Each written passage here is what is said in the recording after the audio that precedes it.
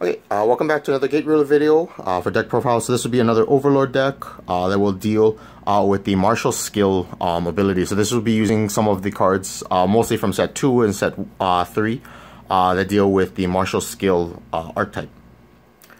So this deck, so the first card we have is one of our legends, which is Van Rain.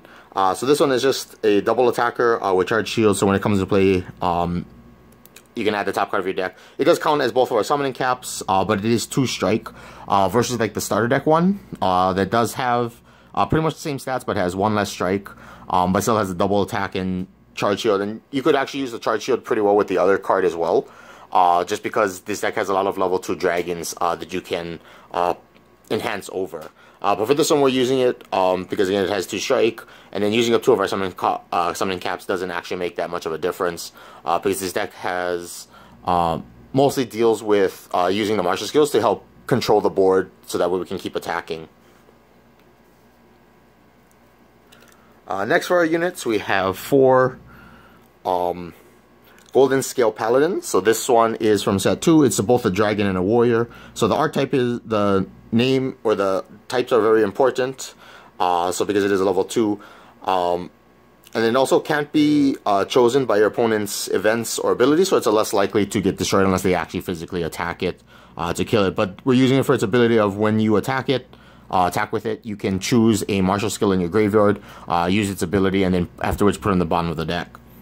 And then again, so with Overlord, because it does say when you play the card from your graveyard, it says to pay the cost. We're still going to have to pay 1, even if you do choose a level 0 event with Overlord. So that is just something to be careful about if you do play this deck. That for this card, you do have to pay 1 resource, no matter what event you choose, or what martial skill you choose to play with Goldenscale Paladin.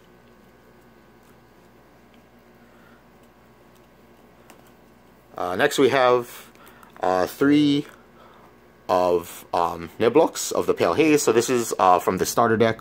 It's a level 2 dragon with 2 strike that when it's special summoned from any way, you can destroy a unit of level 1 or less, and then destroy it, and then if you do, you get to heal a life. So this keeps us healing where there's a few martial skills that aren't counters that you can heal out, that you can use, as well as it does have good clearing power. And again, it is a level 2 dragon, which is something important because we do have some ways to special summon it out.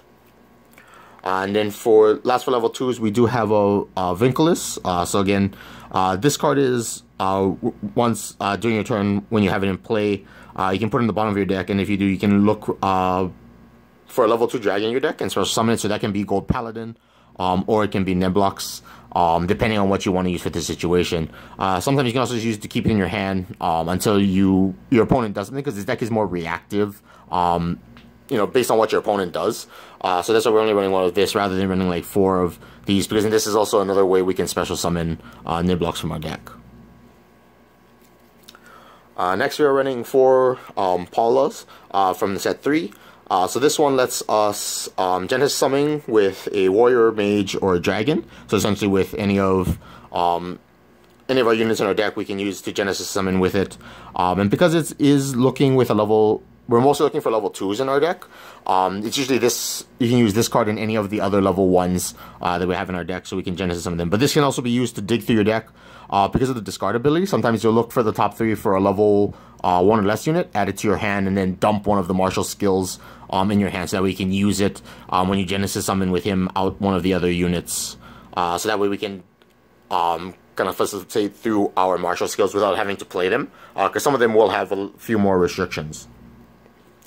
We also run 4 regular paulas from the first set, because again, we're mostly using it for the discard ability, because again, sometimes there are some units that in our hand, or units in our hand that we can use to discard, and then they'll revive itself, as well as again, pitching some of the bigger martial skills that might end up stuck in our hand, and then we'll just reuse it later on.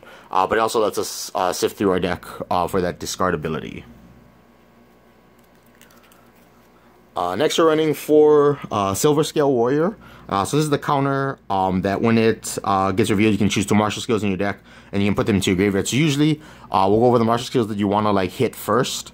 So like the first ones is you can usually dump like some of the non-counter as well as one of the bigger ones, so that way you can kind of facilitate through the different ones depending on your need at the time.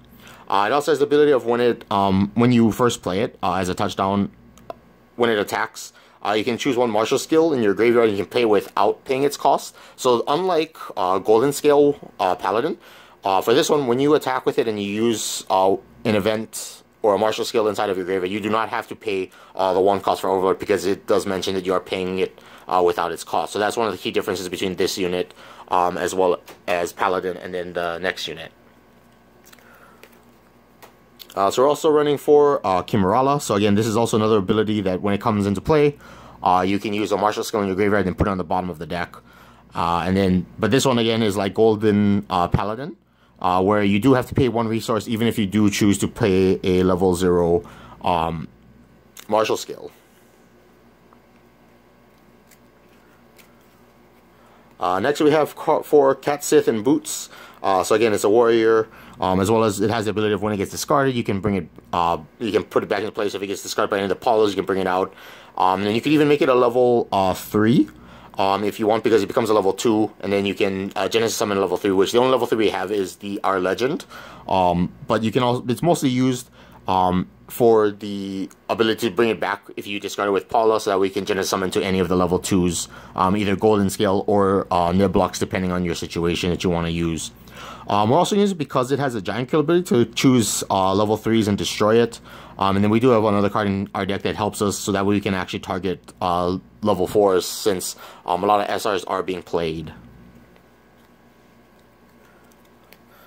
And then lastly for units, we have 4 Hydra Familiar.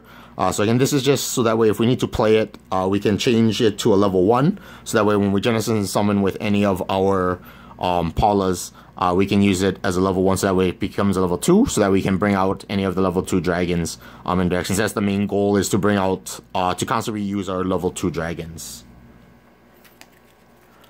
For events, the first event we want to go over is our Maxwell's Demons. So this card allows it that once per turn you can use it when one of your units or abilities that choose an enemy unit, you can have that unit count as -1 level. So like for example, if you trigger like catsith, if you can destroy level 3, but if you have like an SR and you have one of these in play, that SR will now count as level 3 for catsith's abilities. You can destroy it with that. And there's also a few martial skills in our deck that deal with level, so that's why this card can be pretty good. You can also use it if you end up with multiple copies. You can use its other ability as an instant action to discard it from play to reduce the next damage dealt to you by 1. So they can just give you a little bit more survivability that way. Okay, next is a big chunk of all of our martial skills. So first one we have is for Golden Blade. So in order to play this card, the timing is that you need to have a level 3 dragon or greater. However, when you play this card through the martial skill abilities of like Chimerala, silverscale or goldenscale paladin, they do not require to look at the timing, and they just have to worry about meeting the requirements of playing it as a martial skill and then paying the 1 cost, since we are using Overlord. But this one has the ability of choose 1 enemy unit of level 3 or less. That unit uses all abilities and destroy it. So this is similar to like Aeons, which is the blue event from set 3, where it negates abilities. But because this one doesn't put a damage stack on the gate, it will actually just send will destroy whatever level, whatever unit you have. And again, with like Maxwell's Demon, this will let you kill level 4s as well, since they can't react to it with anything on the gate.